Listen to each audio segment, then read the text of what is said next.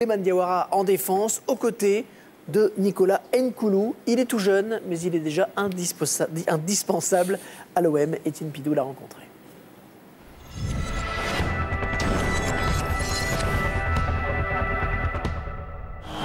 Mercredi, l'OM se qualifie pour la finale de la Coupe de la Ligue, avec forcément Nicolas Nkoulou sur le terrain. Depuis le début de la saison, Marseille n'a gagné qu'une seule fois sans lui. 21 ans, 6 mois à peine passés à l'OM et déjà indispensable à la défense marseillaise. Nkoulou marche-t-il sur les traces d'anciens comme Carlos Moser, Marcel Desailly ou Basile Boli? Je pense que c'est un futur grand.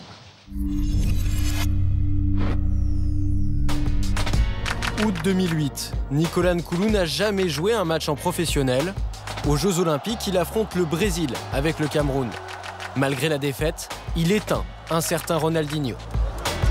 Je pense que ça a été un très grand moment, notamment qui m'a permis de découvrir la Ligue 1. Le coach Ricardo m'a donné cette possibilité en me disant que tiens, t'as pu tenir contre le Brésil, alors tu peux jouer en Ligue 1. Après les JO, Monaco découvre donc un joueur de 18 ans audacieux dès son premier match. Étienne Franzi, l'ancien président du club, garde lui l'image d'un jeune très posé. C'est quelqu'un qui, à Monaco, ne s'est pas laissé éblouir par tout ce qui fait l'environnement dans la principauté. Ce qui le caractérise, c'est le sérieux et la conscience professionnelle. Une réputation de sérieux performant sur le terrain. Malgré la 18e place de Monaco la saison dernière, Nkoulou a convaincu l'OM qu'il l'achète pour 3,5 millions.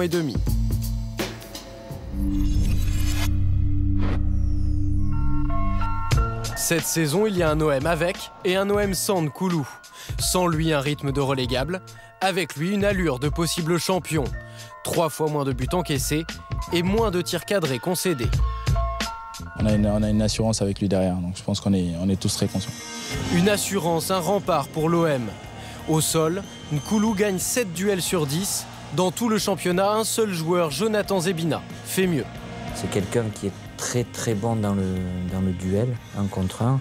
Il n'a pas un énorme physique, mais il a beaucoup d'explosivité, de puissance. À l'aise face à l'adversaire, à l'aise aussi avec le ballon.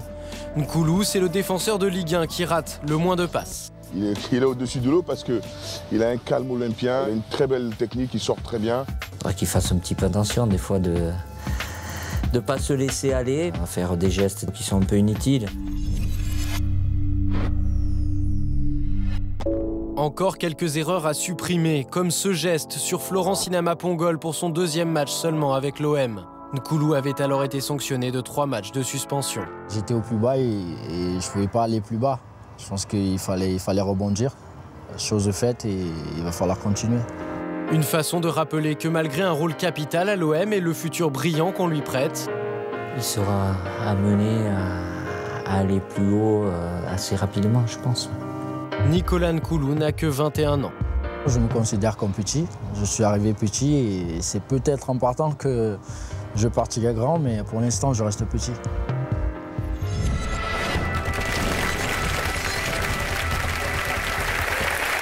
Nicolas Nkoulou, il se dit petit mais il grandit chaque jour. Titulaire ce soir, Grégoire Margoton, Christophe Dugarry en direct du Vélodrome. Il y aura également de la jeunesse dans la défense centrale lyonnaise ce soir. Oui, Hervé, il y aura de la jeunesse dans la défense centrale lyonnaise parce qu'il y a beaucoup d'absents. Évidemment, côté Rémi Garde, la jeunesse s'appelle Samuel Umtiti. On l'a déjà vu depuis 2 matchs. Christophe, il a 18 ans et il sera aux côtés de Bakary Koné ce soir. Oui, on a vu Chris en énorme difficulté face à Lorient, donc on a choisi la forme. C'est-à-dire c'est ce jeune homme de 18 ans qui va nous montrer toutes ses qualités, ce qui va permettre aussi à Gonalon de récupérer son poste de prédilection, c'est-à-dire au milieu de terrain. Et puis pour le reste, on va le voir, c'est une équipe lyonnaise avec beaucoup d'ambition, beaucoup d'intention, avec une équipe très offensive. Bastos, Brillant, Gomis, Lissandro, un 4-4-2. Rémi Garde a hésité avec un 4-3-3, ce sera un 4-4-2 ce soir, mais on voit une équipe quand même très ambitieuse côté lyonnais. Et de la jeunesse côté lyonnais et de l'expérience aux côtés d'Nkoulou. Le retour, on l'avait dit tout à l'heure, de Souleymane Diawara de la Coupe d'Afrique, très manqué avec le Sénégal. Heureusement qu'il est là parce qu'il n'avait pas beaucoup de choix, Didier Deschamps, ce soir. Oui, pas beaucoup de choix, mais c'est quand même une équipe qui est sur une dynamique magnifique. Donc c'est une équipe marseillaise sur une grande dynamique face à une équipe avec tous ces éléments, une équipe lyonnaise, mais qui est un peu dans l'irrégularité en ce moment. Donc 2 styles qui vont s'affronter. Mbia toujours absent, Rémi à gauche. On conserve le duo qui marche très bien entre Azpilicueta et Amalfitano. Et Brandao va être l'attaquant de pointe. Voilà, Rémi va donc retrouver le meilleur buteur de l'Olympique de Marseille, son club formateur privé ce soir de Valbuena suspendu. Et on va voir si l'OM Hervé est capable d'enchaîner un magnifique triplé. Victoire contre Lille, victoire contre Rennes et qui sait, victoire contre Lyon ce soir avec Brandao en pointe. Ça permettrait à l'Olympique de Marseille de passer devant Lyon pour la première fois cette saison au classement. Merci Grégoire. Attention Christophe, je crois que vous avez une bête sur la tête, méfiez-vous.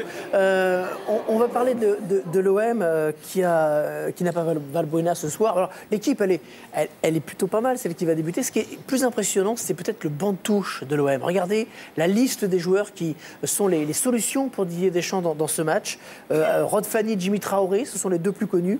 Pour le reste, à part Jean-Philippe Sabo, bon, le Brésilien c'est le gardien remplaçant, mais Gadi, Azouni, Jobello, on voit vraiment que en profondeur de banc, il y a un vrai problème à l'OM en ce moment. C'est sûr qu'il y a eu le départ de Lucho, il y a les frères Ayou qui ne sont pas rentrés, Mbia est blessé, il manque quand même pas mal de joueurs importants. Suspendu. Valbuena, Gignac.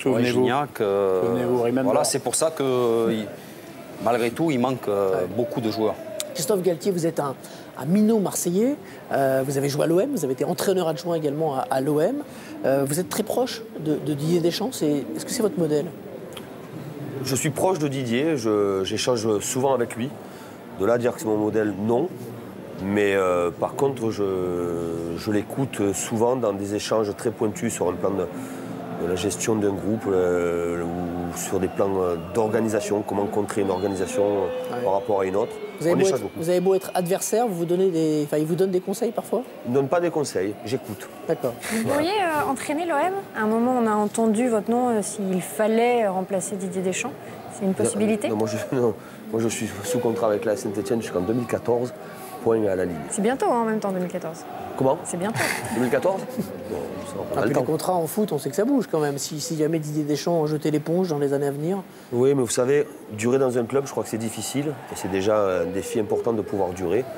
Et j'essaie de relever ce défi-là. Mais est-ce que ça peut être un rêve quand on est Marseillais comme vous de souche d'entraîner l'OM ? Ou est-ce qu'on considère que c'est trop dur ? Ou est-ce que ça peut être un cauchemar ? La vraie question, c'est est-ce que quand on retourne dans sa ville natale, on est accueilli comme on se doit, déjà d'une. Et puis après, vous savez, dans ce métier-là, il ne faut pas rêver. Il faut être très réaliste. Et beaucoup d'humilité aussi par rapport à ça. Christophe reste un jeune entraîneur. Je pense que pour entraîner l'OM, il faut une grosse expérience, il faut vraiment un vécu qu'il n'a peut-être pas encore et qu'il aura peut-être un jour pour y aller. Un derby sudiste, maintenant, très sudiste. Ajaccio recevait Nice hier soir. C'était un match